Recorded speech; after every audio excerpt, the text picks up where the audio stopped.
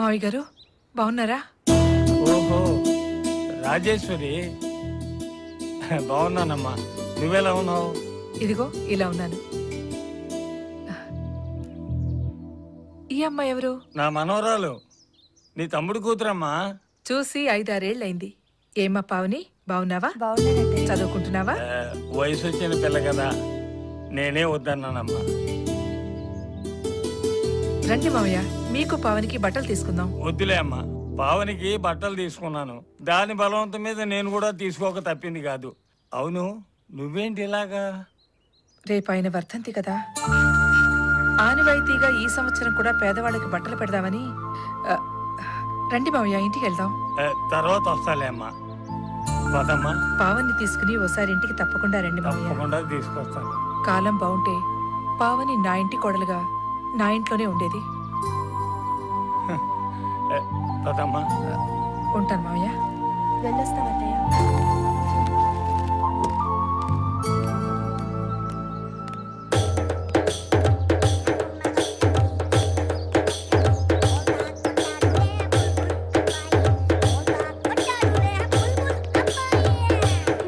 బిందెలాంటి బిందు మాధవి కూడా పెళ్ళైపోతోంది.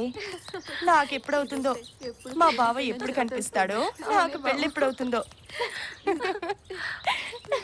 ఏంటే నీకు పెళ్లి చేసుకోవాలని లేదా? ఏ ఏదో ఫోటో చూస్తుంది. ఇంకెవరిది? వాళ్ళ బావది. ఏ పావని, చిన్న వయసులో మీ బావతో ఆడుకున్నావా లేదా? ఆడుకున్నాను. అయితే ఏం లేదు, ఆ ఫోటోలో ఉంది ఆడా మగో తెలియట్లేదు. ఎందుకే అంత కోపం? ఏం లేదు, ఈ ఫోటోలో అమ్మాయి మొహల్లా కనిపిస్తా. మా బావ గురించి కామెంట్ చేస్తా. ఆ ఫోటో పట్టుకొని బావా బావా అని తపస్సు చేస్తుంది. ఎందుకీ మీ బావ ఉన్నట్ట? ఏంటి అలా మాట్లాడుతున్నారు? తప్పకుండా నా బావ ఎక్కడో ఒక చోట ఉండే ఉంటాడు, నా మనసు చెప్తోంది. సర్లే పావని, మీ బావ అదే ఫోటోని బ్యాంకులో భద్రంగా దాచుకో, లేకపోతే ఏ గాలికో ఎగిరిపోగలడు.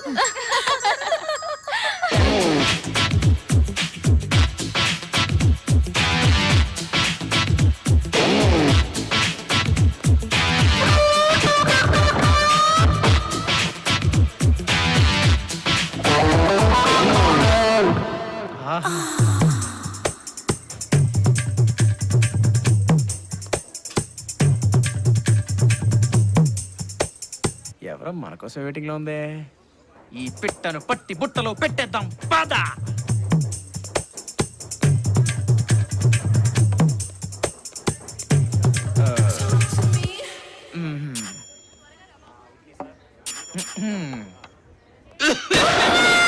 వాళ్ళమ్మో ఏంటిది?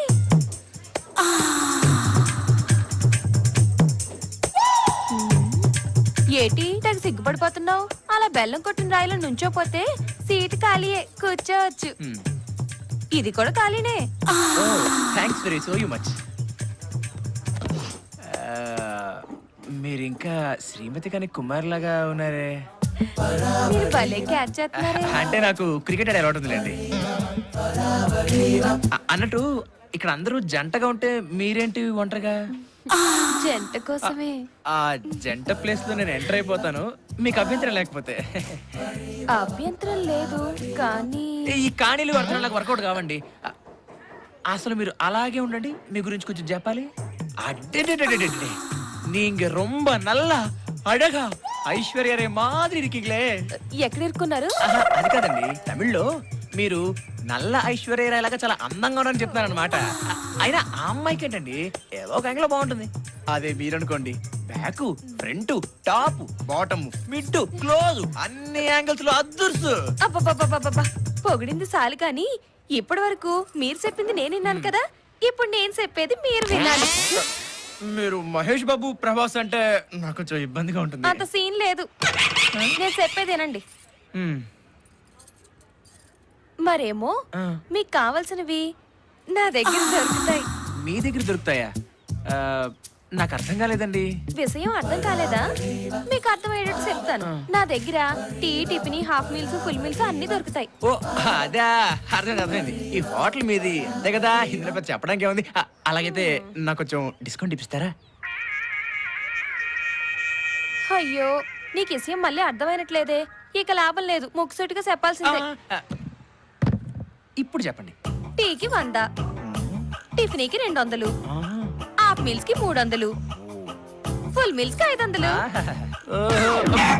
ఎవరండి ఏదో పెద్ద స్టార్ హోటల్ అంటే మాట్లాడుతున్నారు? ఇది ఆఫ్టర్ ఆల్ కాకా హోటలే కదా. It's too much. స్టార్ హోటల్లో దొరకనివి నా దగ్గర దొరుకుతాయి. అంటే మీరే పెద్ద స్టార్ హోటలా? అయ్యో రామ, నాకు అర్థమైపోయింది, మీకేం చెప్పక్కర్లేదు. వామ్మో వాయో, ఎంత గురువాయూరప్పనే, ఇందులో అర్థం కాకపోవడానికి ఏముంది అన్నాడు బొందా. మీరు ఫుల్ నాన్ వెజిటేరియనా? అంతలోనే ఇంత బాగా అర్థమైందే, పైకొస్తా. రాను, పోతాను. నిన్ను గాని పెళ్లి చేసుకుంటే సూసైడ్ చేసుకున్నట్టే. పెళ్ళా? ఇదేదో మా అగ్రిమెంట్ లో లేదు. ఉండు, మా సార్ని అడిగి చెప్తా. ఆ, ఆ, నువ్వు అలాగే ఉండు. 1 2 3. ఏడీడు పిల్ల కాకి, ఏడేదో బొట్లో పడతాడనుకున్నానే. మళ్ళీ వేరే టికెట్ ఎత్తుకోవాల్సిందే. ఎక్కడున్నావు బావా? అందంగా ఉండే ఉంటా. ఇప్పుడు ఏం చేస్తున్నావు బావా? తొందరగా వచ్చేయ్. ఇంకా ఎంతకాలం అని ఎదురు చూడను. రా బావా. ఏంటి